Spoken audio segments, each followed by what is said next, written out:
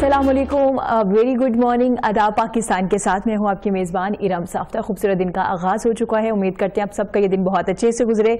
नाज़रीन, रमज़ान एहसास के साथ, और हमारी पूरी कोशिश होती है कि हम जो रमज़ान में प्रोग्राम करें उसमें ज़्यादा से ज़्यादा हम लोग इस्लाम से रिलेटेड और बहुत सी अहम चीज़ें हैं जिस पर हम बात करें, बहुत सी इंफॉर्मेशन है जो आप तक पहुँचाए।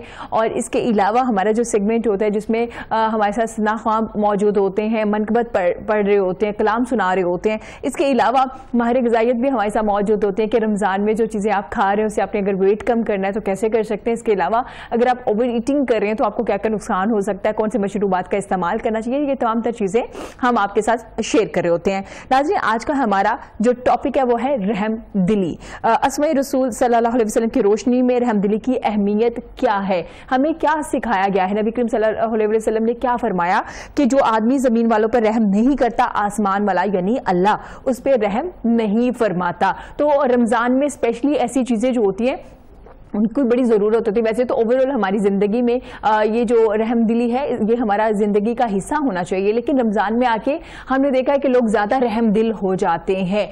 क्या सूरत हाल होती है अगर आप रहम दिल नहीं होते तो? क्या अल्लाह जब आप पे रहम नहीं फरमाता तो आपकी कैसी ज़िंदगी होगी? आप ज़रा इमेजिन कीजिए, ज़रा सोचिए तो किस तरह से आप ज़िंदगी गुजार सकते हैं। इस हवाले से आज हम बात करेंगे, और बात करने के लिए हमारे साथ अलामा गुलाम सरवर फातमी मौजूद हैं जो मजहबी स्कॉलर भी हैं। अस्सलाम वालेकुम अलामा साहब, रमज़ान मुबारक, कैसे हैं आप? वालेकुम अस्सलाम व रहमतुल्लाहि व बरकातुहू। अल्हम्दुलिल्लाह, आप खैरियत से हैं? अलामा साहब, जैसे मैंने जिक्र किया रहमदिली के हवाले से, तो नबी करीम सल्लल्लाहु अलैहि वसल्लम ने रहमदिली के हवाले से क्या फरमाया है? अऊज़ु बिल्लाहि समीउल अलीम मिनश शैतानिर रजीम रहमानिर रहीम। अल्लाहुम्मा सल्लि अला मुहम्मदिन व आलिहि व इतरतिहि बिअददि कुल्लि मालूम मिल्लत।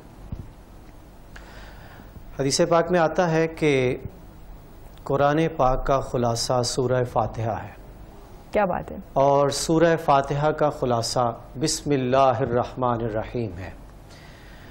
अल्लाह रब्बुल इज़्ज़त जल्ला मजदहुल करीम जब अपना तारुफ़ करवाता है, कुरान शरीफ का आगाज़ ही बिस्मिल्लाहिर्रहमानिर्रहीम से होता है, और जिससे अपने कलाम पाक का आगाज़ फरमाता है, अपना तारुफ़ करवाता है, तो वो क्या है? बिस्मिल्लाहिर्रहमानिर्रहीम।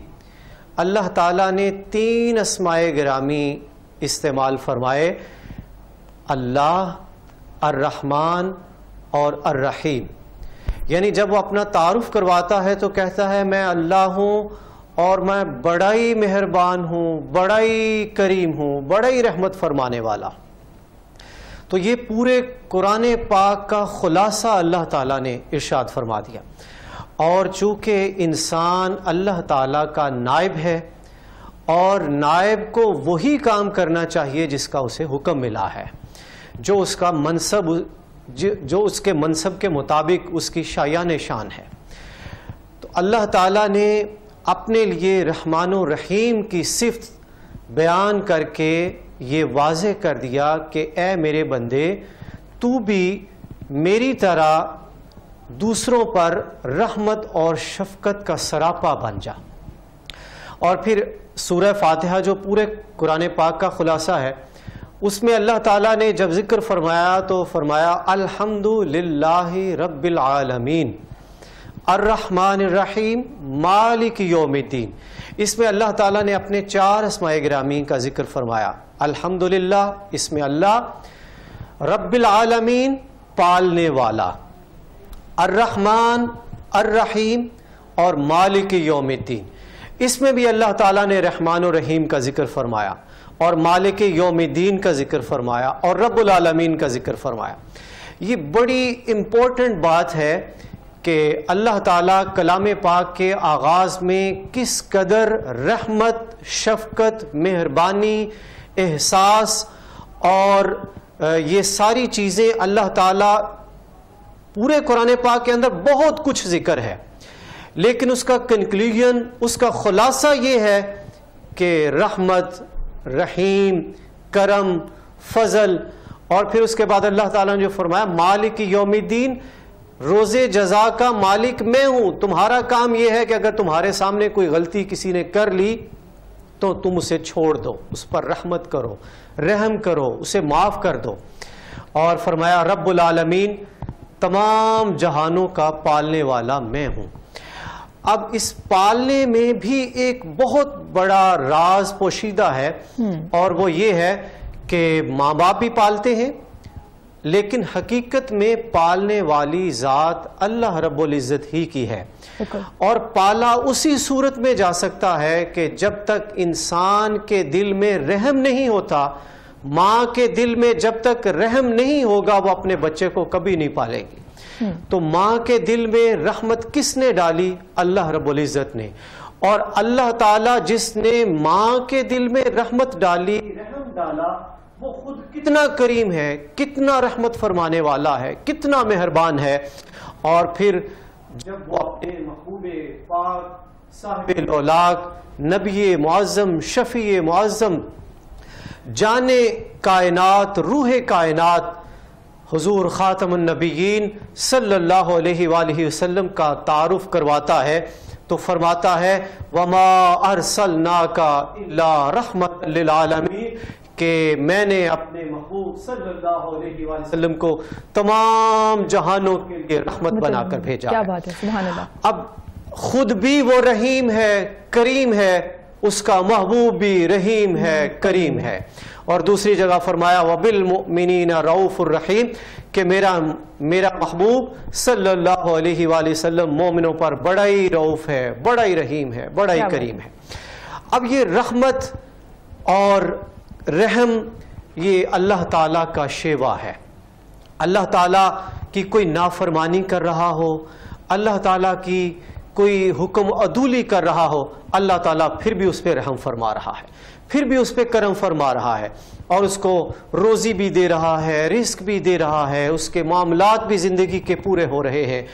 تو یہ کام سارے، اب کوئی بھی آپ کے ساتھ زیادتی کرتا ہے تو ہم میں سے کوئی ہوتا ہے کہ فوراً بدلہ لے لے، ایسا نہیں، بلکہ اللہ تعالیٰ نے فرمایا مالک یوم الدین، یہ باتیں میرے اوپر چھوڑ دو، میں روز جزا کا مالک ہوں، کس کے ساتھ کیا کرنا ہے، کیا جزا ہے، کیا سزا ہے، یہ میرا کام ہے، اے میرے بندے۔ اور یاد رکھیں اس وقت تک کوئی بھی انسان جو کہے کہ میں اللہ تعالیٰ کا برگزیدہ بندہ بن جاؤں، میں اللہ تعالیٰ کا کوئی مخلص بندہ بن جاؤں، اللہ تعالیٰ کا محبوب بندہ بن جاؤں، تو کبھی بھی اس وقت تک ممکن نہیں ہو سکتا جب تک انسان اللہ تعالیٰ کی مخلوق پر رحم نہ فرمائے، جب تک اللہ تعالیٰ کی مخلوق کے ساتھ اس کے دل میں رحم نہ ہو۔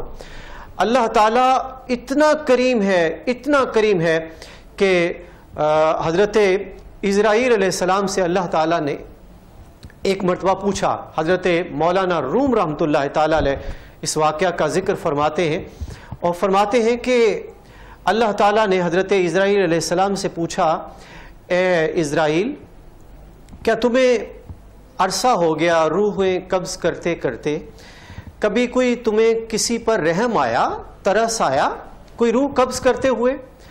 تو حضرت اسرائیل علیہ السلام عرض کرنے لگے، میرے پروردگار، میں جب بھی کسی کی روح قبض کرتا ہوں تو یقیناً میرا دل بڑا چھوٹا ہو جاتا ہے، میرے دل کے اندر ایک درد پیدا ہوتا ہے جب بھی میں کسی کی روح قبض کرتا ہوں، لیکن اے پروردگار ایک وقت ایسا آیا کہ میرا دل بسیج گیا۔ فرمایا اے اسرائیل وہ کون سا واقعہ ہے؟ تو عرض کرنے لگے، پروردگار ایک مرتبہ ایک جہاز یا ایک کشتی سمندر میں جا رہی تھی، تیرے ہی حکم سے ہر کام ہوتا ہے، تیرے اجازت کے بغیر تو کائنات میں کوئی ذرہ بھی ادھر ادھر نہیں ہو سکتا، تو اے میرے مالک، اے میرے پروردگار، وہ کشتی رواں دواں تھی، چل رہی تھی، اچانک ایک بھنور میں پھنسی، طوفان آیا، وہ بھی تیرا ہی حکم تھا، اور اس طوفان میں، اس بھنور میں وہ کشتی، وہ جہاز ایسا پھنسا کہ وہ تمام تر کشتی کے جو مسافر تھے وہ سارے اس میں غرق ہو گئے، ڈوب گئے۔ ایک ماں اور ایک نوزائیدہ بچہ اس میں جان سے بچ گئے، اور وہ جہاز کے اس کشتی کے ٹوٹے ہوئے ایک تختے پر بیٹھے، اور موج کی تھپیڑے اور طوفان کی طغیانی کسی طرح انہیں کھینچ کھانچ کے ساحل کے کنارے تک لے آئی۔ اب ساحل کے کنارے پر پہنچنے ہی والے تھے کہ پروردگار تیرا حکم ہوا کہ اس بچے کے ماں کی جان کو قبض کر لے۔ پروردگار اس وقت میرا دل اتنا پسیجا، لیکن تیرا حکم تھا کہ ایک چھوٹا سا ننھا سا نوزائیدہ بچہ ہے اور اس کی ماں کی روح کو قبض کرنے کا حکم ہوا ہے، تو میرا دل بڑا ہی رویا، میں بڑا دل پسیج گیا میرا، لیکن تیرا حکم تھا، اس کے آگے سر تسلیم خم ہے، میں نے اس کی روح کو قبض کر لیا۔ پروردگار عالم جل مجدہ الکریم نے ارشاد فرمایا، اے اسرائیل پتہ ہے وہ بچہ اب کہاں ہے؟ اللہ اکبر، عرض کرنے لگے پروردگار تو عالم غیب ہے، تو یعلم ما تسرون وما تعلنون، اور علیم بذات الصدور، دلوں کے بھید بھی تو جانتا ہے، سینوں میں اٹھنے والے خیالات کو بھی تو ہی جاننے والا ہے، کائنات کے ذرے ذرے سے تو ہی واقف ہے، اور غیب کو جاننے والا بھی تو ہی ہے، اے میرے مالک تو ہی جانتا ہے اس کے ساتھ کیا ہوا، وہ کہاں ہے؟ فرمایا اے اسرائیل میں نے موجوں کو حکم دیا کہ اس کو ساحل پہ لے آؤ، وہ موجیں اس کو ساحل پہ لے آئیں، جب ساحل پہ پہنچا تو میں نے اس ساحل پہ جب پہنچا تو میں نے اس کے قریب، ساحل کے قریب جو باغ تھا اس میں رنگا رنگ پھول کھلے ہوئے تھے، میں نے پھولوں کو حکم دیا کہ اس ننھے بچے کے لیے سیج سجا دو، وہ پھول اس کے لیے اس کا بستر بن گئے۔ اللہ اکبر، اللہ رب العزت وہ واقعہ اسرائیل علیہ السلام کو بتا رہا ہے اور فرمایا کہ میں نے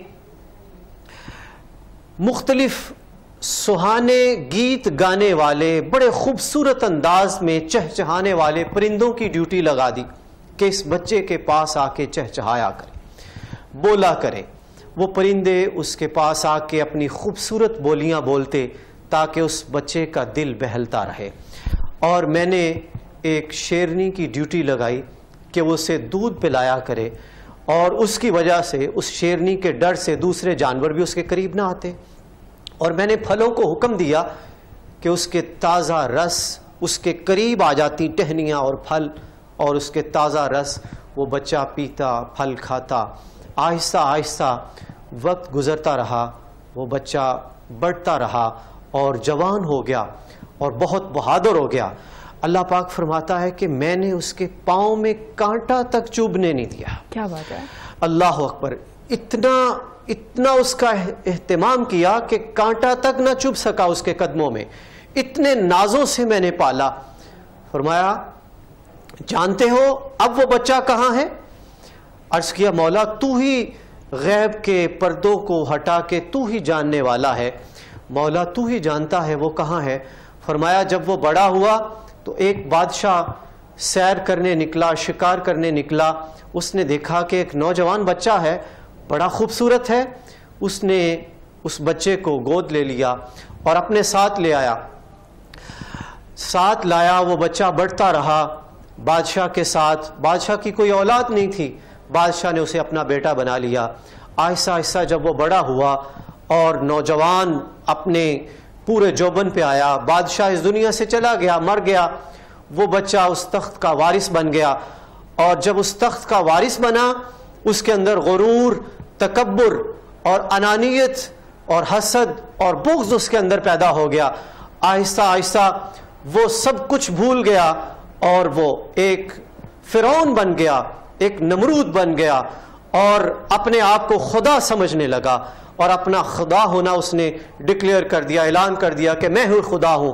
اللہ اکبر، یہ وہی بچہ ہے اے اسرائیل، یہ وہی بچہ ہے کہ جب میں کسی بچے کو پیدا کرتا ہوں تو اس کی ماں کے دل میں رحم ڈال دیتا ہوں، وہ ماں اور باپ اس بچے کو پالتے ہیں، اس کے لیے کام کاج کرتے ہیں، محنت کرتے ہیں، اور ماں اور باپ دونوں کس انداز میں اسے پالتے ہیں، حقیقت میں پالنے والا میں ہی ہوں، بے شک، لیکن مقصد یہ ہے، مطلب یہ ہے حقیقت میں پالنے والا میں ہوں، مگر میں ماں اور باپ کو بیچ میں حجاب بنا دیتا ہوں کہ وہ حجاب بن جاتے ہیں اور وہ پالتے ہیں، اور میں ان کا نام لگا دیتا ہوں کہ ماں اور باپ نے پالا، حقیقت میں پالنے والا میں ہوں۔ لیکن یہ وہ بچہ ہے جس کو براہ راست میں نے پالا ہے، اور میں نے اپنی تمام تر نعمتیں اسے عطا فرمائیں، میں نے اسے تمام تر سہولتیں عطا فرمائیں، اور کائنات کی تمام رنگینیاں اس پر میں نے ساری صرف کر دی، لیکن یہ اتنا نہ ڈر، اتنا بے باک اور اتنا بڑا نافرمان کہ میری ساری عنایتیں، میری ساری محبتیں، میری سارے رحم، میرے سارے کرم، میرے سارے فضل، یہ سب کچھ بھول گیا کہ اسے کس طرح میں نے پالا تھا، اور آج یہ نمرود بن گیا، اور اس نے نمرود بن کے اور جابر بادشاہ بن کے اپنے آپ کو خدا سمجھنے لگا۔ اور یاد ہے اے اسرائیل، یہی ہے وہ بچہ جسے میں نے ناز و نعم سے پالا تھا، آج یہ نمرود بن کے اس نے میرے خلیل کو آگ میں ڈال دیا، میرے خلیل کو اس نے تپتے ہوئے شعلوں کی نظر کر دیا۔ اللہ اکبر، اللہ اکبر، کتنا کریم ہے میرا رب، ہے میرا رب۔ جانتا تھا، یہ بھی جانتا تھا یہ بڑا ہو کر کیا بنے گا، لیکن وہ کتنا کریم ہے، کتنا مہربان ہے۔ اب کون کیا ہے، کیسا کرے گا، کیسا اس کا عمل ہوگا، اللہ کا حکم یہی ہے کہ جو مخلوق خدا پہ رحم نہیں کرتا اس پر بھی کوئی رحم نہیں کیا جاتا۔ ہمارا یہ کام ہے کہ ہم اللہ تعالیٰ کے حکم کو بجا لاتے ہوئے پوری مخلوق پر رحم ہی کریں۔ رحمت اور شفقت، یہ اللہ تعالیٰ نے جب اپنا تعارف کروایا ہے تو رحمت اور شفقت کے ساتھ کروایا ہے، ہمیں بھی یہی حکم ہے کہ ہم بھی اس کی مخلوق پر رحمت ہی کریں۔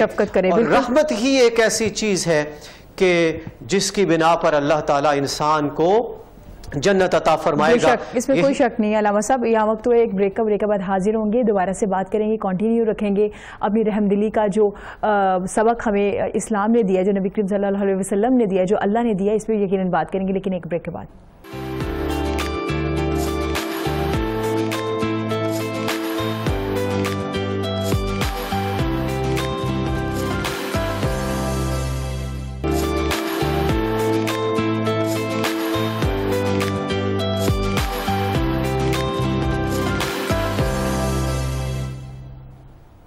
ویلکم بیک ناظرین۔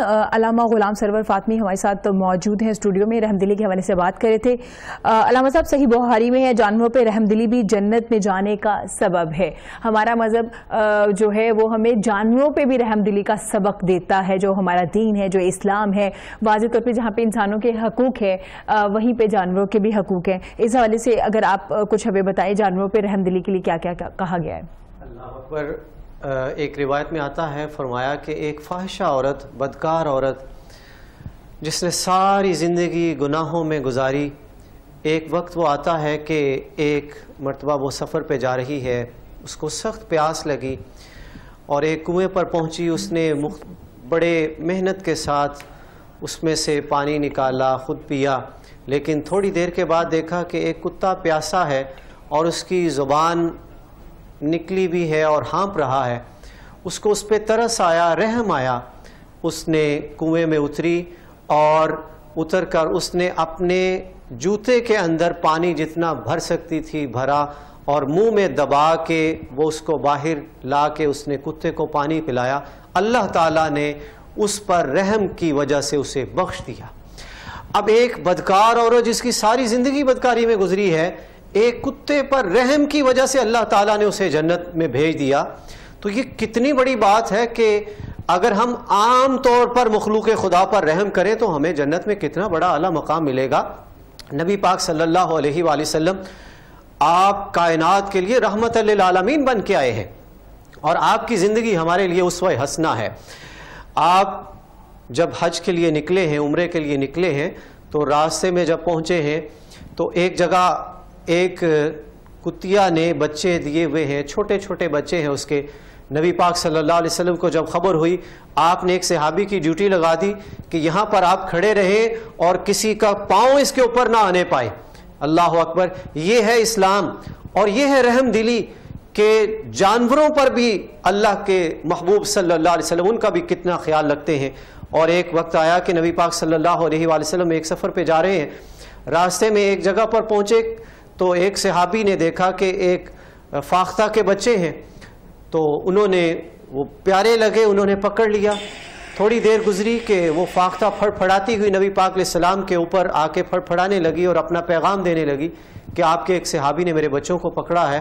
نبی پاک علیہ السلام نے ارشاد فرمایا، اس کے بچوں کے سبب کس نے اس کو تکلیف دی ہے؟ تو عرض کی حضور میں نے پکڑا۔ فرمایا اس کے بچے اس کو لوٹا دو واپس۔ اس کے دل کو کتنی تکلیف ہو رہی ہے. جو نبی صلی اللہ علیہ وآلہ وسلم ایک جانور کو اس تکلیف میں نہیں دیکھ سکتے، وہ دنیا کے انسانوں کو کس طرح تکلیف میں دیکھ سکتے ہیں.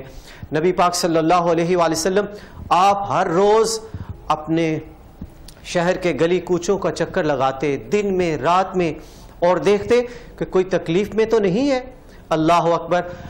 اللہ رب العزت نے قرآن شریف میں ارشاد فرمایا وَمَا خَلَقْتُ الْجِنَّ وَالْإِنسَ إِلَّا لِيَعْبُدُونَ، میں نے جنوں اور انسانوں کو اپنی عبادت کے لیے پیدا کیا ہے. وہ عبادت کا مطلب کیا ہے؟ عبادت کا مطلب یہ نہیں کہ انسان ہر وقت مصلی بچھائے اور اس پر سجدہ ریزی کرتا رہے ہر وقت، یہی عبادت ہے. یہ عبادت نہیں ہے ہر وقت، اگرچہ یہ عبادت کا اعلیٰ ترین درجہ ہے، لیکن یہی عبادت نہیں ہے، بلکہ مخلوق خدا کی خدمت کرنا بھی عبادت ہے. مخلوق خدا کی ضروریات کو پورا کرنا بھی عبادت ہے.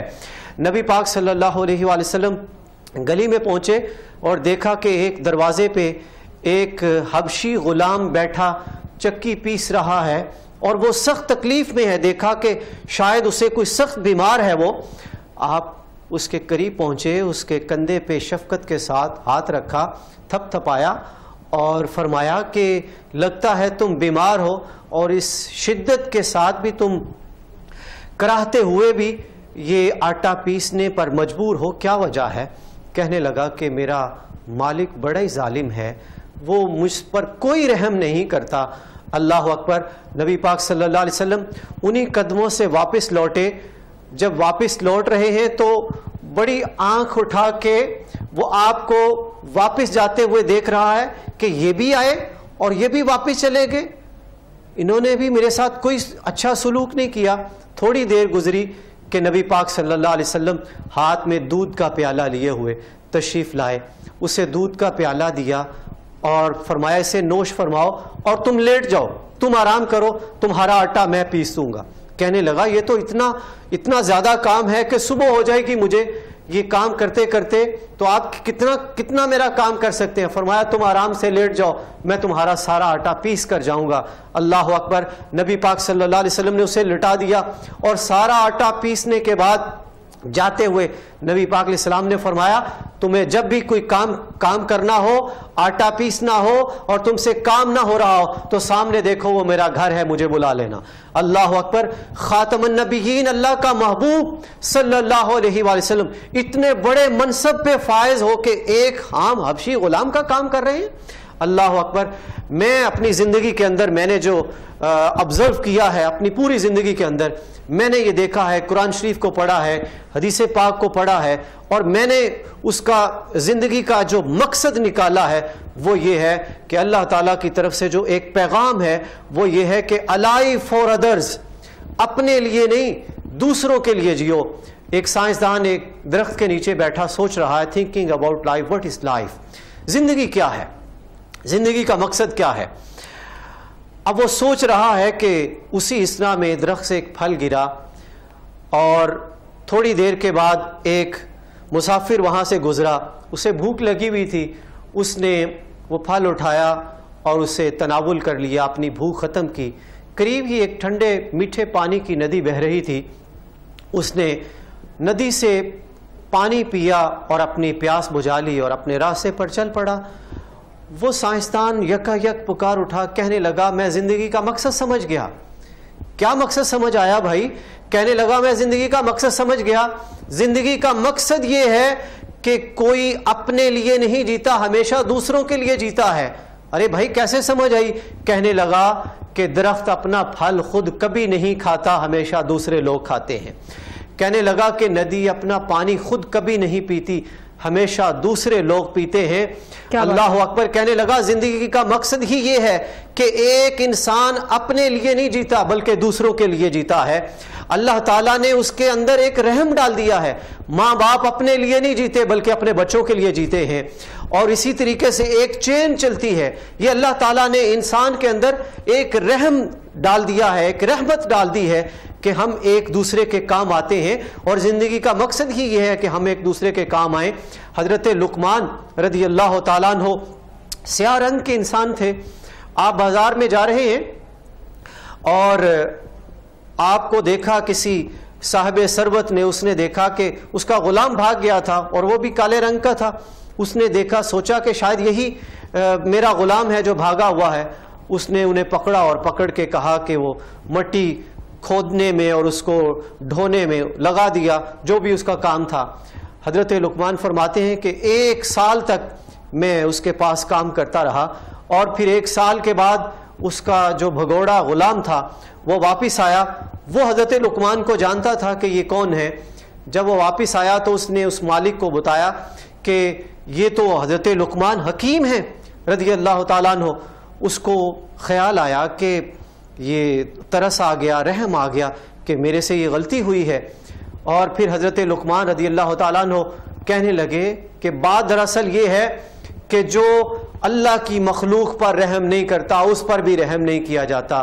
فرمانے لگے کہ بات دراصل یہ ہے کہ میرا بھی یہ غلام ہے, اور میں بھی جب اس سے کام لیتا ہوں تو میں اس سے کام لیتے ہوئے زیادہ مطلب سختی کرتا ہوں, اور میں اتنی شفقت اور رحمت کا انداز نہیں اپناتا. تو وہی ہوا کہ جو میں کام نہیں کرتا تھا مجھے اس کے صلے میں 1 سال تک مشقت اٹھانا پڑی, اور یہ مجھے سمجھایا گیا, مجھے یہ بتایا گیا, یہ اللہ تعالیٰ نے مجھے سکھایا ہے کہ جس طرح تم اپنے غلام پر رحمت نہیں کرتے, رحم نہیں کرتے, اسی طرح تمہارے اوپر تمہیں یہ سکھایا گیا. اور فرماتے ہیں کہ اب مجھے یہ سمجھ آ گئی, میں بھی اپنے غلام پر جا کر اتنی مشقت کا کام اسے نہیں دوں گا, اس کے ساتھ محبت اور پیار کے ساتھ رہوں گا. نبی آخر الزمان صلی اللہ علیہ وآلہ وسلم کا ایک ارشاد گرامی ملتا ہے, فرمایا کہ کسی نبی کو اس وقت تک نبوت کے مرتبے پر فائز نہیں کیا گیا, یا اعلان نبوت اس وقت تک اس نے نہیں فرمایا جب تک اس نے بکریاں نہیں چرا لی. اللہ اکبر, اللہ اکبر. یہ بکریاں چرانے کا مقصد کیا ہے؟ حضرت موسیٰ علیہ نبینا علیہ الصلاۃ والتسلیم آپ فرماتے ہیں کہ آپ کو بھی اللہ, یعنی کوئی بھی نبی ایسا نہیں کہ جس نے بکریاں نہ چرائی ہوں. حضرت موسیٰ علیہ السلام آپ بھی بکریاں چرا رہے ہیں, اور بکریاں چراتے چراتے ایک دن ایک بکری بھاگی, اور بھاگتے بھاگتے اتنا بھاگی اتنا بھاگی اتنا بھاگی کہ حضرت موسیٰ علیہ السلام بھی اس کے پیچھے بھاگ بھاگ بھاگ بھاگ. جب وہ بکری بالکل تھک ہار کے گر پڑی, حضرت موسیٰ علیہ السلام قریب پہنچے اور اسے سینے سے لگا لیا. اللہ اکبر. فرمانے لگے اری تو نہ بھاگتی تو تیرا کیا جاتا, تو نے مجھے بھی مشقت میں ڈالا اور خود بھی ہلکان ہو گئی. اللہ اکبر. یہ بکریاں چرانے کے لیے کیوں حکم فرمایا اللہ تعالیٰ نے انبیاء کرام علیہ السلام کو؟ ہمارے آقا نبی آخر الزمان صلی اللہ علیہ وسلم بھی بچپن میں اور اپنی جوانی میں بھی بکریاں چرایا کرتے تھے. یہ بکریاں چرانے کا مقصد کیا ہے؟ یہ مطلب ہی یہ ہے کہ بکری ایک ایسا جانور ہے جو ہے تو شریف, لیکن جب بھاگتی ہے تو اندھا دھند بھاگتی ہے, اور پھر اس کو کٹھا کرنا اور اس کو لانا اور ریوڑ میں لانا یہ بڑا کام ہوتا ہے. اور انبیاء کرام علیہ السلام کو اس پر لگایا کہ آپ کی امت بھاگے گی, ادھر جائے گی ادھر جائے گی, کوئی اپنا ذہن یہ بنا لے گا, کوئی اپنا ذہن یہ بنا لے گا, تو اس طرح سے یہ تمہاری امت بھی بھاگے گی, تو ان کو بھی تم نے اسی طرح ریوڑ کی طرح اکٹھا کر کے رکھنا ہے. تو جو ایک حکمران ہوتا ہے وہ بھی اپنی رعایا کو اکٹھا کر کے رکھتا ہے, اس کے دل میں بھی رحم ہوتا ہے. حضرت شیخ سعدی رحمۃ اللہ تعالیٰ علیہ فرماتے ہیں کہ میں ایک مرتبہ حضرت یحییٰ بن زکریا رضی اللہ تعالیٰ عنہ کی قبر ہے دمشق میں, اور اس کے قریب ہی دمشق کی جامع مسجد ہے, تو میں وہاں پر اعتکاف میں بیٹھا. میں نے دیکھا کہ ایک عربی بادشاہ آیا اور اس نے نماز ادا کی اور اللہ تعالیٰ کی بارگاہ میں گڑ گڑایا, رویا, اور اس نے دعا کی. اور دعا کرنے کے بعد اس نے میری طرف دیکھا اور کہنے لگا مجھے آپ چہرے سے اور اپنے انداز سے کوئی اللہ تعالیٰ کے بزرگ معلوم ہوتے ہیں, آپ میرے لیے دعا کریں. حضرت شیخ سعدی رحمۃ اللہ تعالیٰ علیہ فرماتے ہیں میں نے اسے مخاطب کر کے کہا, اور میں یہ جانتا تھا کہ وہ ظالم بادشاہ ہے. فرماتے ہیں کہ میں نے اسے مخاطب کر کے کہا جو گرے ہوں کو نہیں اٹھاتا, جو مسکینوں پر, یتیموں پر اور کمزوروں پر رحم نہیں کرتا, فرمایا وہ اس دن سے ڈرے جس دن جب وہ گرے گا تو اسے کوئی اٹھانے والا نہیں ہوگا, جب وہ اس انجام میں ہوگا کہ اللہ تعالیٰ کے روبرو پیش ہوگا, پھر کوئی اس کا ساتھ دینے والا نہیں ہوگا. اے بادشاہ آج کمزوروں پر رحم کرنا شروع کر دے، کمزوروں پر ترس کھانا شروع کر دے، اور اس دن سے ڈر جب تو اللہ تعالیٰ کے روبرو پیش ہوگا۔ اللہ تعالیٰ نے انسان کو یہی سکھایا ہے کہ میری مخلوق پر رحم کرو، اور فرمایا میری مخلوق میرا کنبہ ہے۔ میری یعنی کنبہ کا کیا مطلب ہے کہ میرا خاندان ہے، میری فیملی ہے، حالانکہ نہ وہ اسے کسی نے پیدا کیا ہے اور نہ اس کی کوئی اولاد ہے، لیکن اس کے باوجود فرماتا ہے میری مخلوق میرا کنبہ ہے، میری فیملی ہے۔ یعنی جس طریقے سے آپ یہ سمجھیں کہ کوئی شخص مجھ سے تو کہے کہ میں تجھ سے بڑا پیار کرتا ہوں جناب علامہ صاحب، آپ سے مجھے بہت پیار ہے، اور وہ میرے جوتے اٹھائے، مجھ سے بڑی محبت کرے، میرے ہاتھ چومے آ کے، لیکن میرے بچوں کے ساتھ دشمنی رکھے اور میرے بچوں کو مارے پکڑ کے اور ان کو زد و کوب کرے، تو کیا اس کی وہ میرے ساتھ میری محبت میں سچا ہے؟ ہرگز نہیں۔ تو اگر کوئی میرے بچوں کے ساتھ پیار نہیں کرتا اور وہ کہے میرے ساتھ محبت، تو وہ میرے ساتھ محبت میں سچا نہیں ہے۔ اسی طرح اللہ تعالیٰ نے فرمایا میری مخلوق میرا کنبہ ہے، میری فیملی ہے، میرا خاندان ہے۔ تو جو اللہ تعالیٰ سے محبت کا دعویٰ کرے کہ میں اللہ تعالیٰ سے محبت کرتا ہوں اور اس کی مخلوق پر ظلم کرے، اس پر رحم نہ کھائے، اس پر ترس نہ کھائے، اس کا احساس نہ کرے، تو وہ کس طرح اللہ تعالیٰ کی محبت میں سچا ہو سکتا ہے؟ تو اسی طرح انسان کو اللہ تعالیٰ نے اپنا نائب بنایا ہے، اپنا خلیفہ بنایا ہے، تو اسے بھی چاہیے کہ اللہ تعالیٰ کی مخلوق کے ساتھ محبت کرے، پیار کے ساتھ پیش آئے اور احساس کرے ایک دوسرے کا۔ احساس بھی رحم سے ہوتا ہے۔ مثال کے طور پہ میں چھوٹی سی مثال دیتا ہوں روزمرہ زندگی میں، کہ آپ روڈ پہ نکلتے ہیں اور روڈ پہ نکلتے وقت کیا ہوتا ہے، اس قدر ہارن بجائے جاتے ہیں، اس قدر ہارن بجائے جاتے ہیں، اللہ اکبر، بالخصوص ٹرکوں والے، بسوں والے، بڑی بڑی بسوں والے اس قدر تیز ہارن بجاتے ہیں کہ انسان ایک دم آگے کوئی بائک پہ جا رہا ہے، کوئی سائیکل پہ پیدل جا رہا ہے یا کوئی گاڑی پہ جا رہا ہے، تو ایک دم وہ چونک جاتا ہے، اس کے ہاتھ کانپ جاتے ہیں کہ یہ کیا ہو گیا، اتنا تیز ہارن۔ تو اس کا مطلب کیا ہے کہ آپ زیادتی کر رہے ہیں، آپ کے دل میں احساس کی کمی ہے۔ جب احساس ہوگا، جب آپ کے اندر رحم ہوگا، مخلوق خدا کے ساتھ پیار ہوگا، مخلوق خدا پر رحم، آپ کے دل میں رحم ہوگا۔ میں نے ایک روایت میں پڑھا کہ ایک شخص، شیخ سعدی رحمۃ اللہ علیہ لکھتے ہیں، فرماتے ہیں میں نے خواب میں دیکھا کہ ایک امیر کا مطلب ہے یعنی بادشاہ جس کو امارت دی گئی، ایک بادشاہ کو میں نے دیکھا کہ اس سے پوچھا کہ مرنے کے بعد تیرا کیا حال ہوا؟ تو کہنے لگا کہ میں نے ایک مرتبہ یتیم کے پاؤں میں کانٹا چھپ گیا تھا، اس بچے کے پاؤں سے میں نے کانٹا نکالا، اللہ تعالیٰ نے اس کے سبب مجھے بخش دیا۔